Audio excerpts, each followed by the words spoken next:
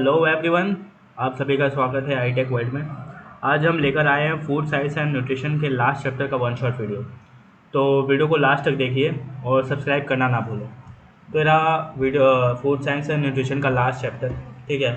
इसमें हम लोग दो पार्ट में इसको डिवाइड किया गया है, फूड पैकेजिंग और food processing sector in India. तो चलिए थोड़ा सिलेबस का ओवरव्यू कर लिया जाए। तो फूड पैकेजिंग जैसे पैकेजेस के टाइप और फूड पैकेजेस के desirable attributes, food package label और उसकी डिक्लेरेशन, गाइडलाइंस के बारे में ब्रीफ, ठीक है। और फिर ये हमारे कुछ फूड पैकेजिंग इस टाइप्स के होते हैं, देख सकते हैं आप। और हमारे food processing sectors in India जैसे फूड प्रोसेसिंग इंडस्ट्रीज़ के टाइप्स, ग्रोथ, अपॉर्चुनिटीज़ और चैलेंजेस और उसके प्रेजेंट स्टेटस क्या है, ठीक है। अब बढ़िए, चलिए हम स्टार्ट करते हैं हमारे पहले टॉपिक में। चलिए फूड पैकेजिंग के टाइप्स को डिटेल में इंग्लिश मतलब समझते हैं, ठीक है। तो टाइप्स ऑफ पैकेजेस।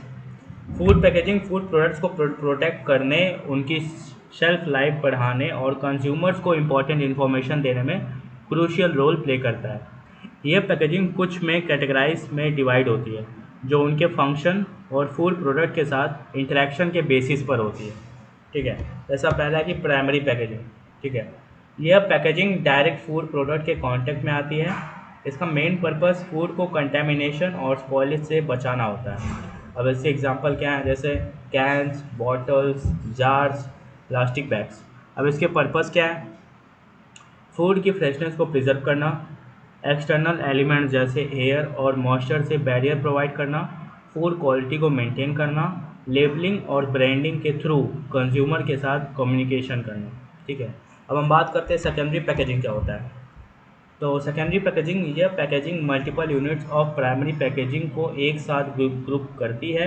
इसका यूज़ हैंडलिंग, स्टोरेज और ट्रांसपोर्टेशन के लिए होता है। इसके एग्जांपल्स है जैसे कार्टून्स, बॉक्सेस, श्रिंक रैप्स। और इसका पर्पस क्या है? पर्पस है ट्रांसिट और स्टोरेज के दौरान एडिशनल प्रोटेक्शन प्रोवाइड करना, हैंडलिंग और स्टैकिंग को आसान बनाना, रिटेल डिस्प्ले के लिए प्रोडक्ट्स को ऑर्गेनाइज करना, ब्रांडिंग को सपोर्ट करना और प्रोडक्ट्स के बारे में ज़्यादा इन्फॉर्मेशन देना। और फिर हम बात करते हैं टर्शरी पैकेजिंग क्या होता है। टर्शरी पैकेजिंग मतलब बल्क हैंडलिंग और लार्ज क्वांटिटीज़ ऑफ प्रोडक्ट्स के ट्रांसपोर्टेशन के लिए यूज़ होती है।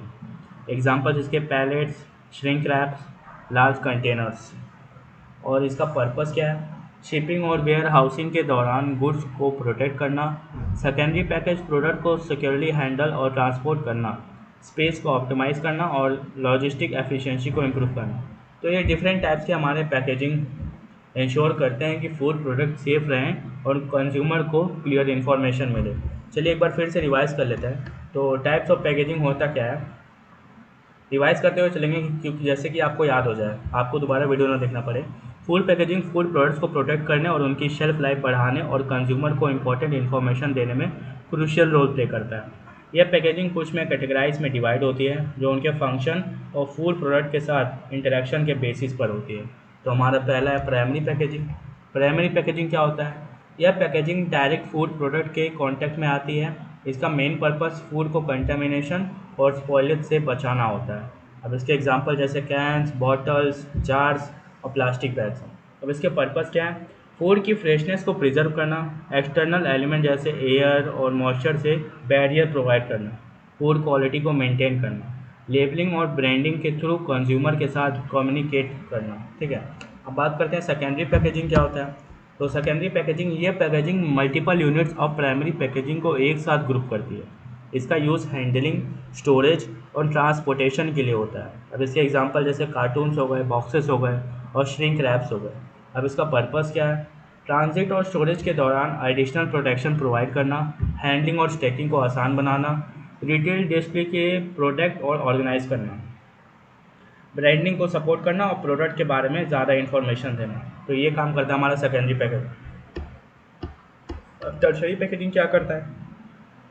यह पैकेजिंग बल्क हैंडलिंग और लार्ज क्वांटिटीज़ ऑफ प्रोडक्ट को ट्रांसपोर्टेशन के लिए यूज़ होती है। इसके एग्जांपल्स है जैसे pallets, shrink wraps, large containers. अब इसका पर्पस क्या है? शिपिंग और वेयर हाउसिंग के दौरान गुड्स को प्रोटेक्ट करता है और सेकेंडरी पैकेज प्रोडक्ट्स को सिक्योरली हैंडल और ट्रांसपोर्ट करता है, स्पेस को ऑप्टिमाइज़ करना और लॉजिस्टिक एफिशिएंसी को इम्प्रूव करना। तो ये हमारे डिफरेंट टाइप की पैकेजिंग रही जो हमने 2 बार डिस्कस कर लिए हैं, ठीक है। तो ये पैकेजिंग इंश्योर करता है कि फूड प्रोडक्ट सेफ रहता है और कंज्यूमर को क्लियर इन्फॉर्मेशन मिले, ठीक है। अब हम आते हैं दूसरे टॉपिक में, desirable attributes of food packaging क्या होता है। फूड पैकेजिंग के कुछ डिज़ायरेबल एट्रीब्यूट्स होते हैं जो इंश्योर करते हैं कि food product safe, high quality और कन्वीनियंट रहे। ये एट्रीब्यूट्स हैं, पहला प्रोटेक्शन, ठीक है। अब प्रोटेक्शन के ये आप types of food packaging material देख रहे हैं, यहाँ कार्डबोर्ड है, ये प्लास्टिक है, ये कार्टून है, ये ग्लास में कैसे स्टोर हो रहा है, ये मेटल है, ठीक है। कार्टून, बॉक्सेस, ग्लास, ठीक है। अब हम बात करते हैं the primary function of food packaging is to protect the food from physical damage, ठीक है। फूड को फिजिकल डैमेज, कंटेमिनेंट्स और स्पॉइलेज से बचाना, हैंडलिंग और ट्रांसपोर्टेशन के दौरान इम्पैक्ट से प्रोटेक्ट करना, हार्मफुल सब्सटेंसेस से एक्सपोजर को प्रिवेंट करना और एक्सटर्नल कंटेमिनेशन का रिस्क कम करना। अब इसके एग्जांपल्स की बात करते हैं। रोबस्ट पैकेजिंग मटेरियल्स जो मैकेनिकल स्ट्रेस को विथस्टैंड कर सके और लीक्स या ब्रेकेज को प्रिवेंट कर सके, जैसे ग्लास जार्स जो लाइट और एयर से प्रोटेक्ट करते हैं, और मेटल कैंस जो स्ट्रॉन्ग बैरियर प्रोवाइड करते हैं, ठीक है। अब हम बात करते हैं बैरियर की प्रॉपर्टीज़। अब इसके फंक्शंस क्या हैं। मॉइस्चर, गैसेस और लाइट से फूड को प्रोटेक्ट करना, ये बैरियर फूड की फ्रेशनेस, फ्लेवर और न्यूट्रिशनल वैल्यू को मेंटेन करने में मदद करते हैं। अब इसके एग्जांपल क्या है। Foil laminates, vacuum seed bags और ओपेक कंटेनर जो मॉइस्चर और ऑक्सीजन से फूड को प्रोटेक्ट करते हैं। बैरियर फिल्म्स और कोटिंग भी यूज़ किए जाते हैं जो लाइट से फूड को प्रोटेक्ट करते हैं। बात करते हैं कन्वीनियंस की। तो ये हमारे सभी एट्रीब्यूट्स हैं जो कि हम लोग एक एक करके समझ रहे हैं और एग्जांपल के साथ। कन्वीनियंस का फंक्शन क्या है। ईज़ ऑफ यूज़, स्टोरेज और डिस्पोजल को इंश्योर करना। पैकेजिंग ऐसी होनी चाहिए जो यूज़र फ्रेंडली हो, स्टोरेज के लिए स्पेस एफिशिएंट हो और डिस्पोजल या रिसाइकलिंग में आसानी हो। अब इसके एग्जांपल्स क्या हैं। Resealable closure, easy to open tabs और माइक्रोवेव सेफ कंटेनर जो यूज़र कन्वीनियंस को इन्हेंस करते हैं। स्टैकेबल पैकिंग जो मिनिमल स्पेस ऑक्यूपाई करती है और एफिशिएंट स्टोरेज और वेस्ट रिडक्शन में मदद करती है।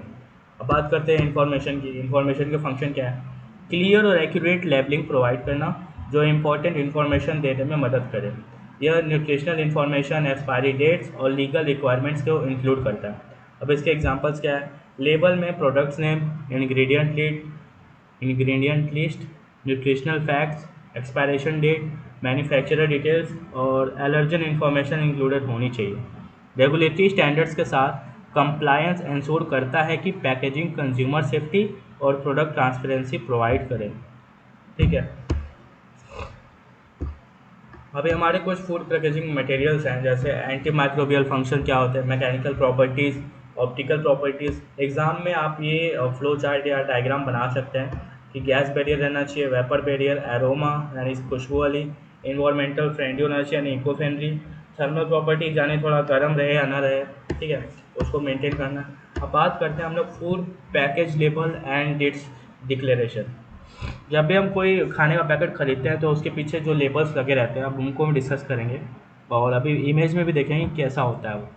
फूड पैकेज लेबल कंज्यूमर को एसेंशियल इन्फॉर्मेशन प्रोवाइड करता है जो सेफ्टी, रेगुलेशन कंप्लायंस और इन्फॉर्म डिसीजन मेकिंग में मदद करता है। की कंपोनेंट्स है जैसे प्रोडक्ट नेम क्या होता है पहला, ठीक है। प्रोडक्ट नेम क्लियर, डिस्क्रिप्टिव और एक्यूरेट होना चाहिए जो फूड आइटम की नेचर को रिफ्लेक्ट करे, ठीक है। तो जो प्रोडक्ट नेम होना चाहिए वो क्लियर होना चाहिए, डिस्क्रिप्टिव होना चाहिए और एक्यूरेट होना चाहिए जो फूड आइटम की नेचर को रिफ्लेक्ट करे, ठीक है। और एग्जांपल क्या होंगे, जैसे होल ग्रेन ओट सेरल जो स्पेसिफिक और क्लियर है, वेग या मिसलीडिंग टर्म्स के बजाय। होल ग्रेन और होल सेरल दोनों का मतलब एक ही निकलता है, ठीक है। ऐसे भी बहुत से एग्जांपल हैं, ठीक है। जैसे कुरकुरे की बात कर लें तो कुरकुरे होना चाहिए वो, ठीक है। जैसे बात कर लें लेस की तो वो लेस जैसा दिखना चाहिए, ठीक है। अब बात करते हैं जैसे इंग्रेडिएंट लिस्ट के। इंग्रेडिएंट लिस्ट क्या है। इंग्रेडिएंट लिस्ट में सभी कंपोनेंट्स इंक्लूड होने चाहिए जो डिसेंडिंग ऑर्डर ऑफ वेट में लिस्टेड हो। यह कंज्यूमर को प्रोडक्ट के कॉन्टेक्ट समझने और एलर्जीज या डाइटरी रिस्ट्रिक्शन को अवॉइड करने में मदद करता है। अब इसके एग्जांपल्स क्या हैं, जैसे ब्रेड प्रोडक्ट में wheat flour, water, east, salt, sugar, vegetable oil listed हो, अदरवाइज़ वो नहीं। जैसे कि एक कुरकुरे के पैकेट में पीछे लेबलिंग होना चाहिए कि उसमें किसका बना हुआ है, उसमें मिर्च डाली गई नहीं है कि तेल से बना हुआ है, वो सब मेंशन होना चाहिए, वही उसकी इंग्रेडिएंट लिस्ट हो जाएगी। अब हम बात करते हैं न्यूट्रिशनल इन्फॉर्मेशन। ठीक है, यह सेक्शन फूड के न्यूट्रिशनल कंटेंट को डिटेल में बताते हैं, जैसे calories, fat, proteins, carbohydrates, vitamins और मिनरल्स। अब इसके एग्जांपल की बात करें तो पर serving 200 calorie, 5 kilogram fat, 10 gram protein, 30 ग्राम कार्बोहाइड्रेट्स, जो न्यूट्रिशनल प्रोफाइल को क्लियर करता है। ठीक है, तो ऐसे मेंशन होना चाहिए कि हमारे न्यूट्रिएंट्स में कितने होने चाहिए, जैसे 1 किलोग्राम खाने से कितने कैलोरीज बर्न होंगे, कितने कैलोरीज क्रिएट होंगे, वो सब हमें अच्छे से डिस्कस करना है अपने लेबलिंग में। अब हम बात करेंगे सबसे मोस्ट एक्सपायरेशन डेट की। जब भी हम कोई सामान खरीदते हैं सबसे पहले उसका एक्सपायरेशन डेट देखते हैं और मैन्युफैक्चरिंग डेट देखते हैं कि कब वो बना, कब वो ख़त्म होने वाला है। एक्सपायरेशन डेट या बेस्ट बिफोर डेट जो इंडिकेट करती है कि प्रोडक्ट कितने टाइम तक सेफ और क्वालिटी मेंटेन रहेगा। एग्जांपल की बात करें तो बेस्ट बिफोर जैसे 12/2024 जो इंडिकेट करता है कि प्रोडक्ट दिसंबर 2024 के पहले कंज्यूम करना बेस्ट है। तो एक बार और पढ़ते हैं, जैसे बेस्ट बिफोर 12/2024 लिखा है जो इंडिकेट करता है कि प्रोडक्ट दिसंबर 2024 के पहले कंज्यूम करना बेस्ट है, मतलब उसके पहले हमें कंज्यूम कर देना उसको। अब बात करते हैं मैन्युफैक्चर डिटेल्स की। तो मैन्युफैक्चर डिटेल्स मतलब लेबल में मैन्युफैक्चरर या डिस्ट्रीब्यूटर का नाम और एड्रेस होना चाहिए, जो कंज्यूमर इंक्वायरीज, प्रोडक्ट रिकॉल्स और ऑथेंटिसिटी वेरिफिकेशन के लिए इम्पोर्टेंट है। एग्जांपल की बात करें तो manufactured by ABC foods limited, 123 main street, city village, state, country, सब बाकायदे उसमें मेंशन होना चाहिए। अब बात करें कंट्री ओरिजिन की, तो कंट्री ऑफ ओरिजिन इंडिकेट करता है कि फूड प्रोडक्ट कहाँ प्रोड्यूस या प्रोसेस हुआ है। यह ट्रांसपेरेंसी और कंज्यूमर चॉइस पे इम्पेक्ट कर सकता है। इसकी एग्जांपल की बात करें तो प्रोड्यूस इन इटली जो पास्ता के लेवल पर हो सकता है, जैसे मेड इन इंडिया लिखा रहता है तो ये कंट्री ऑफ ओरिजिन को दिखा रहा है, मेड इन चाइना लिखा रहता है कंट्री ऑफ ओरिजिन को दिखा रहा है। चलिए हम थोड़ा इसको डायग्रामेटिकली समझते हैं। अब इसको स्टेटमेंट ऑफ आइडेंटिटी कहते हैं, जैसे यहाँ टोमेटो बेसिल सूप लिखा है तो इसको स्टेटमेंट ऑफ आइडेंटिटी कहते हैं। अब यहाँ पर जो हम न्यूट्रिशनल इन्फॉर्मेशन की बात कर रहे थे कि कार्बोहाइड्रेट्स इतना है, फैट्स इतना है, शुगर इतना है, डायबिटीज़ इतना है, ये सब यहाँ कैलोरीज 90, ये सब न्यूट्रिशनल इन्फॉर्मेशन है। अब यहाँ नीचे इंग्रेडिएंट्स की क्या क्या इसमें हमने डाले हुए हैं, चिली, पोटैटो, टोमेटो, सॉस वगैरह। ठीक है, अब यहाँ name and address of manufacturer, आपके जो मैन्युफैक्चर कर रहे हैं उनका नाम और पता, और ये फ्रंट पैकेज में नेट कंटेंट की कितना उसमें भरा हुआ है। तो ये एक डायग्रामेटिकली भी हमने समझा दिया है। आप भी अगर एग्ज़ाम में अगर आपका क्वेश्चन पूछा जाए तो आप एक फ्रंट एंड बनाएंगे, एक बैक एंड बनाएंगे। फ्रंट एंड में आप कोई भी बड़ा सा लोगो बना के उसमें अपने नाम का ही लिख के आप बेसिल सूप लिख देंगे और फिर नेट कंटेंट लिख देंगे, और फिर बैक एंड में आप न्यूट्रिशनल फैक्ट्स और ऐसे बना के उसको डिस्क्राइब कर देंगे। ठीक है, अब हम बात करेंगे थोड़ा सा छोटे पार्ट की, जो है brief guidelines regarding the same. तो फूड पैकेजिंग और लेबलिंग के गाइडलाइंस को ध्यान से फॉलो करना ज़रूरी होता है। ठीक है, खरीदते वक्त भी, बनाते वक्त भी, और जो सेल कर रहा है उसके लिए भी। अगर आप कोई सामान खरीद रहे हैं तो आपको उसके लेबलिंग को देखना बहुत ज़रूरी है कि एक्सपायर है कि नहीं है, कब का बना हुआ है कि नहीं है, और कितने का है, ये तो बहुत ज़्यादा ही मैटर करता होगा। ठीक है, तो लेबलिंग देखना बहुत ज़्यादा ज़रूरी होता है। फूड पैकेजिंग और लेबलिंग के गाइडलाइंस को ध्यान से फॉलो करना ज़रूरी होता है। यह इंश्योर करता है कि पैकेजिंग लीगल रिक्वायरमेंट्स को मीट करे और कंज्यूमर को एक्यूरेट इन्फॉर्मेशन मिले। अब इसके कुछ गाइडलाइंस है उसको देखते हैं। Compliance with local and international regulation, local और इंटरनेशनल फूड लेबलिंग रेगुलेशंस को फॉलो करना इंपॉर्टेंट है। हर कंट्री के अपने स्पेसिफिक रूल्स हैं और स्टैंडर्ड्स होते हैं जो पैकेजिंग और लेबलिंग के लिए एप्लीकेबल होते हैं। यह रेगुलेशन कंज्यूमर प्रोटेक्शन, सेफ्टी और एक्यूरेट इन्फॉर्मेशन इंश्योर करने के लिए होते हैं। अब बात करते हैं दूसरे की, इसका इम्प्लीमेंटेशन क्या है। पैकेजिंग डिज़ाइन और लेबलिंग प्रोसेस के दौरान लोकल फूड सेफ्टी अथॉरिटीज़ और इंटरनेशनल स्टैंडर्ड्स जैसे कोडेक्स एलिमिनेटरीज को रिफ़र करना चाहिए। इंश्योर करें कि लेबलिंग प्रैक्टिसेस रेगुलेशन के साथ अलाइंड हो। अब बात करेंगे use legible fonts and size, मतलब बड़ा बड़ा या बाकायदे लिखें, उसको अच्छे से लिखें, एकदम दिखना चाहिए कि हाँ अच्छे से लिखा हुआ है। इन्फॉर्मेशन को क्लियर, प्रिंटेड और ईजिली रीडेबल फॉन्ट और साइज़ में होना चाहिए। ये इंश्योर करता है कि कंज्यूमर बिना किसी प्रॉब्लम के इन्फॉर्मेशन को पढ़ सकते हैं। इम्प्लीमेंटेशन क्या है, फंड्स को स्टैंडर्ड और सिंपल रखें जिससे पढ़ने में आसानी हो। फंड साइज को भी एडिक्यूट रखें ताकि इम्पोर्टेंट डिटेल्स जैसे एक्सपायरेशन डेट्स और न्यूट्रिशनल इन्फॉर्मेशन क्लियरली विजिबल हो। अब बात करते हैं इंक्लूड एलर्जन इन्फॉर्मेशन प्रोमिनेंटली। अब एलर्जन इन्फॉर्मेशन क्या होता है, एलर्जन के इन्फॉर्मेशन को प्रोमिनेंटली डिस्प्ले करना जरूरी है। ये उन लोगों के लिए क्रूशियल होता है जो फूड एलर्जीज या सेंसिटिव के शिकार हैं। इम्प्लीमेंटेशन कैसे करेंगे इसका, एलर्जन इन्फॉर्मेशन को लेबल पर क्लियर और विजिबल लोकेशन पर रखें। ये टिपिकली इंग्रेडिएंट लिस्ट के साथ या उसके नियर होना चाहिए ताकि ईजिली नोटिस हो सके। बात करें ensure all claims are truthful and substantial explanation. Label पर जो भी क्लेम्स किए जाएं उन्हें ट्रूथफुल और सब्सटेंशिएटेड होना चाहिए। यह कंज्यूमर्स को मिसलीड करने से बचाता है और लीगल इश्यूज को प्रिवेंट करता है। इसके इम्प्लीमेंटेशन क्या है, क्लेम्स जैसे ऑर्गेनिक, ग्लूटेन फ्री या लो फैट के लिए अप्रोप्रिएट सर्टिफिकेशन और एविडेंस होना चाहिए। पैकेजिंग और लेबलिंग पर क्लेम्स को सपोर्ट करने वाले डेटा या सर्टिफिकेट्स को मेंटेन करना चाहिए। ये गाइडेंस इंश्योर करते हैं कि फूड पैकेजिंग इफेक्टिव, कंप्लायंट और कंज्यूमर फ्रेंडली हो। ठीक है, तो ये जो सारे गाइडलाइंस हैं ये इंश्योर करते हैं कि फूड पैकेजिंग इफेक्टिव हो, कंप्लायंट हो और कंज्यूमर फ्रेंडली हो। ठीक है, अब हम आ गए second part of the chapter में, various types of food processing industries. Food processing industries को रॉ मटेरियल्स और प्रोसेसेस के बेसिस पर कैटेगराइज किया जाता है। हर टाइप का इंडस्ट्रीज रॉ इंग्रेडिएंट्स को ऐसे प्रोडक्ट्स में ट्रांसफॉर्म करता है जो सेफ होता है, कन्वीनियंट होता है और रेडी टू कंज्यूम होता है। यहाँ पर different types of food processing industries के डिटेल डिस्क्रिप्शन है। पहला है हमारा फ्रूट्स एंड वेजिटेबल्स। या अब इसके प्रोसेसिंग मेथड्स क्या हैं, चलिए देखते हैं। फ्रूट्स और वेजिटेबल्स को सेल्फ लाइफ और यूजिबिलिटी बढ़ाने के लिए वेरियस मेथड से प्रोसेस किया जाता है। कॉमन टेक्निक्स है जैसे जूसिंग, कैनिंग, फ्रीजिंग और ड्राइंग। इसके एग्जांपल्स की बात करें तो जूसेस, फ्रेश फ्रूट्स को जूस करके पैकेज किया जाता है जो कन्वीनियंट बेवरेज ऑपरेशन होता है। जैम्स एंड प्रिजर्व्स, फ्रूट्स को शुगर के साथ कुक करके जैम्स, जेलीज और प्रिजर्व बनाया जाता है।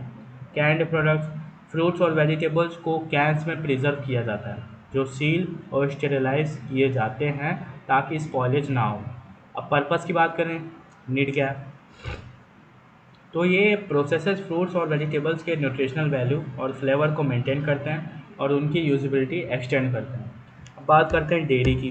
ठीक है, तो इसके प्रोसेसिंग मेथड होते हैं। डेयरी प्रोसेसिंग मिल्क को वेरियस डेयरी प्रोडक्ट्स में ट्रांसफॉर्म करता है जैसे पेस्चराइजेशन, फर्मेंटेशन और चर्निंग। इसके एग्जांपल्स हैं चीज़। ठीक है, मिल्क को रिनेट या एसिड से कोगुलेट करके चीज़ बनाया जाता है जो एज होता है और जो आगे होता है और डिफरेंट टाइप्स के चीज़ में मिलता है। अब बटर, क्रीम को चर्न करके बटर फैट और बटर मिल्क को सेपरेट किया जाता है रिजल्टिंग इन बटर। योगर्ट की बात करते हैं। मिल्क को बेनिफिशियल बैक्टीरिया के साथ फर्मेंट करके योगर्ट बनाया जाता है जो टैंगी फ्लेवर और थिकर कंसिस्टेंसी के साथ होता है। अब इसके पर्पस की बात करें, यह प्रोसेसेस मिल्क बेस्ड प्रोडक्ट्स के फ्लेवर, टेक्सचर और शेल्फ लाइफ को इन्हांस करते हैं और कंज्यूमर के लिए डेयरी ऑप्शन प्रोवाइड करते हैं। अब हम बात करते हैं meat and poultry. Non veg वालों की बात हो रही है यहाँ पर, जो नॉन वेज हों उनके लिए। मीट और पोल्ट्री प्रोसेसिंग में क्यूरिंग, स्मोकिंग, कैनिंग और फ्रीजिंग जैसे मेथड यूज़ किए जाते हैं ताकि शेल्फ लाइफ एक्सटेंड हो और सेफ्टी और कन्वीनियंस इंप्रूव हो। इसके एग्जांपल्स की बात करें जैसे सॉसेज, कैंड मीट्स। ठीक है, सॉसेज की बात करते हैं। मीट को सीजन करके, मिन्स करके और केसिंग्स में इनकेस करके सॉसेजेस बनाए जाते हैं। कैंड मीट्स क्या होता है, मीट्स को कुक करके और कैंस में सील करके लॉन्ग शेल्फ लाइफ और कन्वीनियंस प्रोवाइड किया जाता है। अब हम बात करते हैं फ्रोज़न प्रोडक्ट्स की।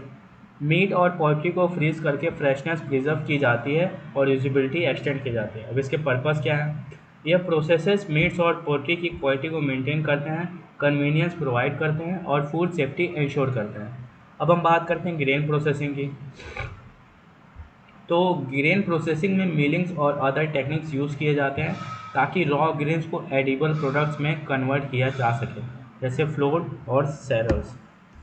अब हम बात करते हैं एक एक करके एग्जांपल, जैसे rice milling, wheat milling, pulse processing और इसके पर्पसेस।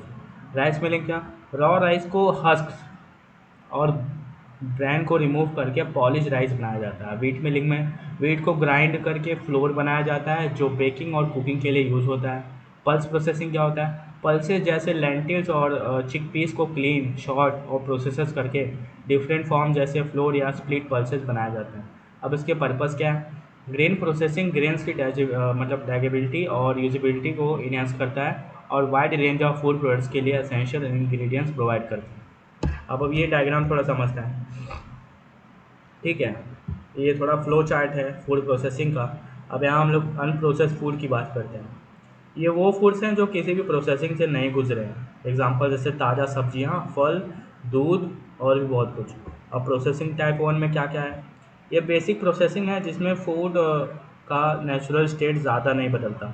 इसमें फूड को मतलब मिनिमली प्रोसेस करके रखा जाता है। प्रोसेसिंग के बाद ये फूड्स मिनिमली प्रोसेस्ड फूड बन जाते हैं, जैसे कि धुली हुई सब्जियां, खाते हुए फल और पैक दूध और भी बहुत कुछ।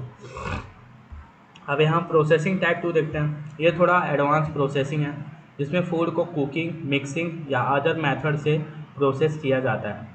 इसका मकसद फूड इंडस्ट्री या कुकिंग के लिए मटेरियल तैयार करना होता है।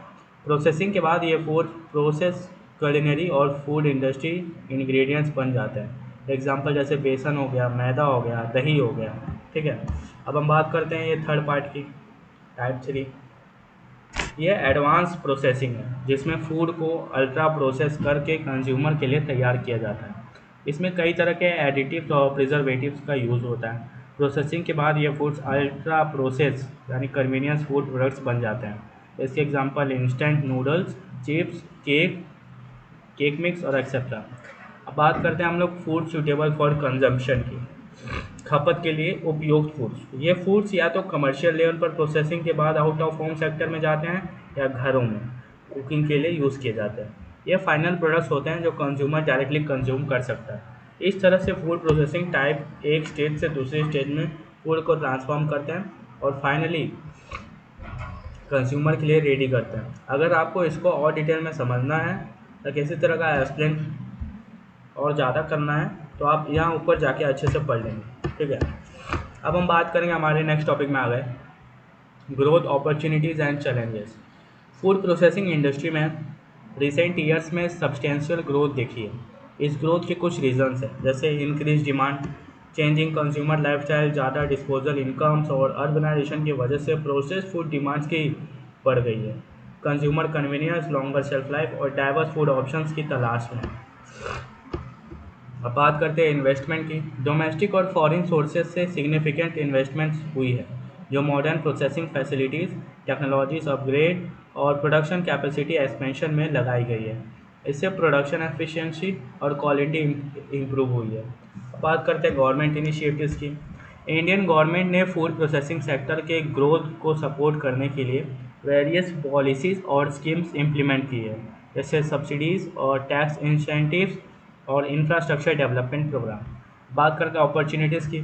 फूड प्रोसेसिंग सेक्टर इंडिया में ग्रोथ और डेवलपमेंट्स के लिए कई अपॉर्चुनिटीज़ प्रेजेंट करता है, जैसे expanding market, growing middle class और इंक्रीजिंग अर्बनाइजेशन के साथ प्रोसेस्ड फूड प्रोडक्ट्स के लिए एक वेस्ट प्रोडक्ट और एक्सपेंडिंग मार्केट है। कंपनीज नए कंज्यूमर सेगमेंट्स और रीजनल मार्केट्स को टारगेट कर सकते हैं। और भी इसके बहुत से हैं, जैसे export potential, technological advancement, health and wellness trends और फिर कुछ चैलेंजेस हैं। फिर आज का प्रेजेंट स्टेटस देखते हैं कि अभी का क्या हाल चाल है, ठीक है। तो प्रेजेंट स्टेटस में इंफ्रास्ट्रक्चर पहला आता है, ठीक है। इंडिया में फूड प्रोसेसिंग फैसिलिटीज़ को कंस्ट्रक्शन और मॉडर्नाइजेशन में सिग्निफिकेंट इन्वेस्टमेंट हुई है। ये फैसिलिटी एडवांस टेक्नोलॉजी से इक्विप्ड हैं जो एफिशिएंसी, प्रोडक्ट क्वालिटी और सेफ्टी इंप्रूव करती हैं, जैसे cold storage, logistic and distribution, ठीक है। और इसके वजह से पॉलिसी सपोर्ट की बात लें तो गवर्नमेंट इनिशिएटिव जैसे प्रधानमंत्री किसान संपदा योजना, which aims to promote processing and value additional and the national mission of food processing, subsidies और रेगुलेटरी फ्रेमवर्क और मार्केट ट्रेंड्स में जैसे आए हमारे इंक्रीज कंज्यूमर प्रेफरेंस और पैकेज एंड प्रोसेस फूड्स, ठीक है। तो ये रहे हमारे सारे टॉपिक। चलिए इस फिगर को थोड़ा समझते हैं। जो फिगर दिए हम इसको समझ लेते हैं तो हमारा ओवरव्यू हो जाएगा, ठीक है। अब हम बात करते हैं ये फिगर जो दिया है, इंडियाज़ एग्रीकल्चर प्रोडक्शन, ठीक है। बात करते हैं पहला डेयरी, रैंक फर्स्ट, इसका पहला स्थान है। India produces around 25% of the world total dairy production, यानी 200 मिलियन टन। भारत दुनिया के कुल डेयरी उत्पादन के लगभग 25% उत्पादन करता है, जो 200 मिलियन टन है, ठीक है।